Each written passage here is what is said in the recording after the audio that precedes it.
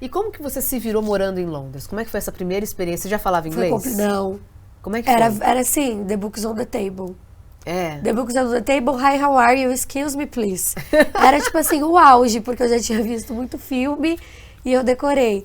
Ah, foi na cara e na coragem. Eu lembro que um dos dias, assim, foi muito triste quando eu cheguei na escola. Primeiro dia de Kaplan. E a professora com sotaque British.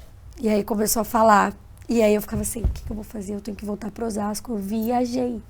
Eu viajei de estar aqui. Literalmente você viajou. Mas eu tava assim, até Gabriela, Londres. você não tá pronta. Você não tá pronta pra estar numa escola. E aí a professora, o primeiro dia de aula foi um terror, eu não entendi uma palavra. Sério, Glória, foi tipo assim, desesperador. Aí na segunda semana tava bem. Na terceira pra quarta eu tava sonhando em inglês. Aí eu falei, caramba, foi o que a diretora falou. Porque a diretora tinha falado isso, ela tinha falado... eu conversei com ela, porque chegou um momento que eu falei, não, eu errei de ter vindo real. E eu cheguei e falei, olha, eu tô desesperada, não consigo aprender inglês. E falando meu inglês de sotaque americano, de séries americanas que eu tinha assistido. E ela me entendia. Falei, tá vendo? Tem um meio termo. Aí quando eu vi, graças a Deus, saí de lá não fluente, mas eu falava. E aí eu fui fazendo vários lugares, assim, de intercâmbio. Então depois eu fui pra África do Sul. Quando eu cheguei na África do Sul, você passa pelo exame. E aí na África do Sul apareceu, você é intermediate. Falei, nossa. Inglês intermediário. Intermediário. Falei, gente, mas até então em Londres eu era básica, só que eu fiquei um tempão lá. Escola mesmo, de ir todo dia, e eu ficava das 8 às 4, fazia business English à tarde pra exercitar mesmo, né? E aí eu saí da África do Sul, só que da África do Sul mesma coisa, outro accent. É o sotaque totalmente diferente. Outro era muito diferente, assim. E aí eu ficava, gente do céu, o que eu vim fazer aqui de novo? Eu só escolho lugares. Tipo, ao invés de eu falar, vou para os Estados Unidos. Se eu ficar lá talvez um mês, assim, focado no inglês, vai ser mais fácil dar essa virada. Não, África do Sul. Depois fui pra onde? Austrália. Nossa, você pegou outro sotaque completamente diferente. Bom, você fez, na verdade, escola de sotaques, né? Eu acho que foi, Glória. Qual o sotaque de inglês que eu agora vou escolher? Depois foi pra Escócia, Irlanda. É isso. Mas se você me perguntar, eu só falo um sotaque neutro, assim, mais americanizado mesmo, que acho que é o que a gente mais ouve. Isso. Como é que foi? Como é que você se virou em Londres, assim, com essa dificuldade do inglês? Você morava onde? Eu morava perto da King's Cross. Ai, que delícia. E aí eu ia a pé, às vezes morava eu pegava sozinha ou ônibus, morava com mais alguém? numa residência com vários estudantes. Então sim. eu tinha referências. Tipo, tinham pessoas ali, tipo, vou falar com a Sofia. Tinha gente, sabe? Edna. Eu não ficava perdida, mas ao mesmo tempo acho que foi a maior imersão de solidão que eu me joguei. Você sentiu solidão? Senti bastante. É. Eu lembro que na África do Sul... Mesmo cercada de pessoas. Cercada de pessoas que eu não conhecia, eu era muito nova. Então, assim, eram pessoas, mas ao mesmo tempo não eram pessoas seguranças. Próximas, tipo portos seguros, como a gente tem no nosso país. Então, quando você sai, isso é um fato sobre viagem que eu acho muito importante, assim. Eu tava falando essa semana sobre isso. Quando a gente viaja, você sabe que o avião... Vou voltar um pouco para explicar essa analogia.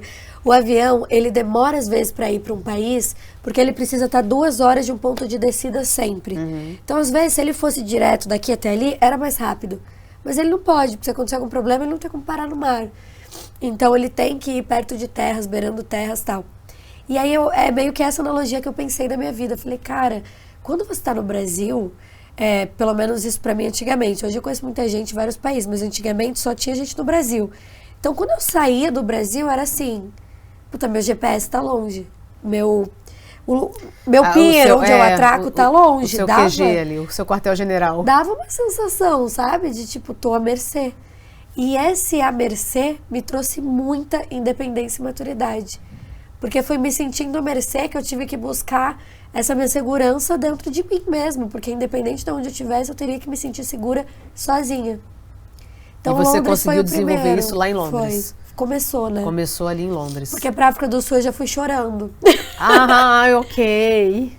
Entrei no Foi avião. mais dramático. Passei por Guarulhos ali. Que bom que ninguém me leva. Minha família é toda ocupada. Então eu vou sozinha. Não tem aquela cena de olhar e fazer assim. Aí que é terrível, né? É terrível. Eu nunca suporto vivi. essa despedida também. Graças a Deus. É terrível. Mas também nunca fui morar muitos meses, né? Quem vai passar 6 meses, 1 ano... A família leva, assim, né? Não foi meu caso. Mas morro de medo, assim, porque eu entrei no avião. No avião. Começou. Sabe quando escorre? Você fica, meu Deus do céu, que vergonha as pessoas no avião. E eu ficava assim, você tá indo morar fora. E na África do Sul foi diferente, porque eu morei numa casa com estudantes. Então tinham 4.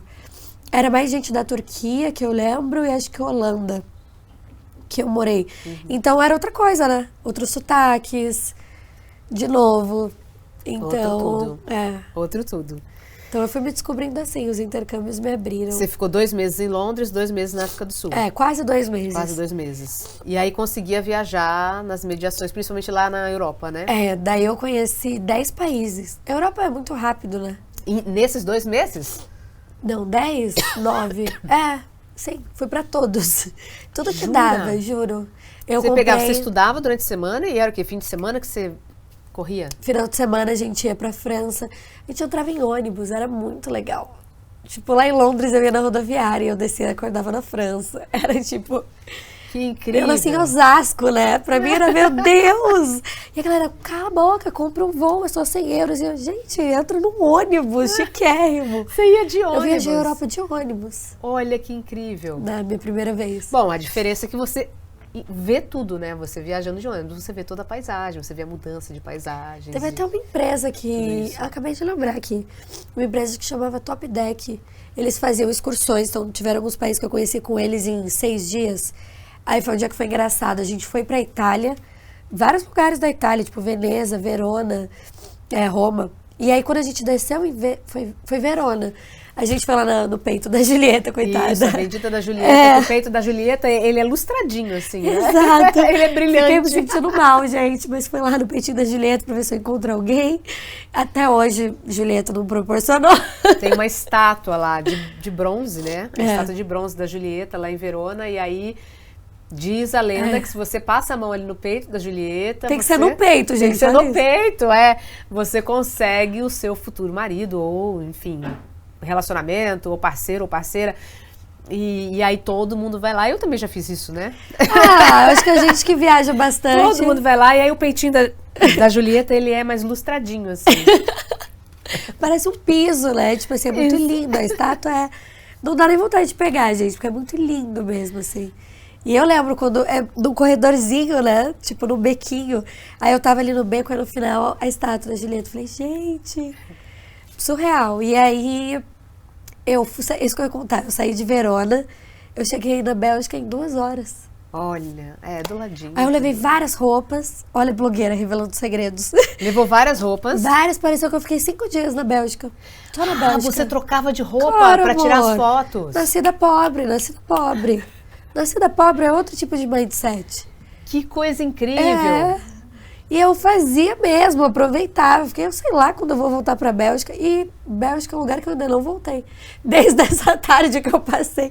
5 dias eu tô exagerando, mas parece que eu fiquei uns 2. Eu tive uma experiência meio traumática na Bélgica. Eu peguei greve geral no país, foi bem complicado, Meu assim. Deus. Aí o trem já não tinha mais ninguém para ver as passagens e ao mesmo tempo ele não parava em todas as estações. Eu passei a minha estação porque ele não parou. E aí quando eu vi eu estava indo pro interior da Bélgica à noite. Meu E eu precisava Deus do voltar céu. Sozinha? para Bruxelas, eu estava sozinha. Precisava voltar para Bruxelas.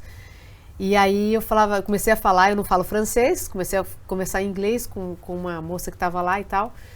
E ela falou, peraí que eu vou te ajudar. Aí na próxima parada, era uma parada no meio do nada. Do nada, Eu literalmente do nada. E aí ela desceu, foi lá falar com o maquinista. Ele falou, olha, vai sair um trem aqui do lado que vai para Bruxelas, é o último. Se ela não pegar esse, esquece.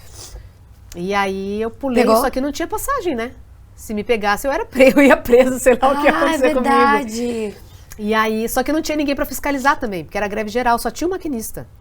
Ah, então... Aí eu pulei para outro trem, voltei, parei numa estação, porque lá em Bruxelas tem 3 estações, eu parei numa estação longe pra caramba do meu hotel, não tinha transporte público, foi uma loucura. Foi a pé, tinha GPS na época? Não. Porque eu sou da época do guia. É, Você eu lembra? Eu também. sou dessa época.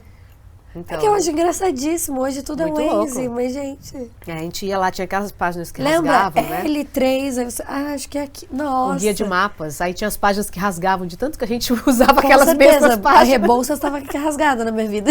A Avenida Rebouças, coitada. Ai, que maravilha.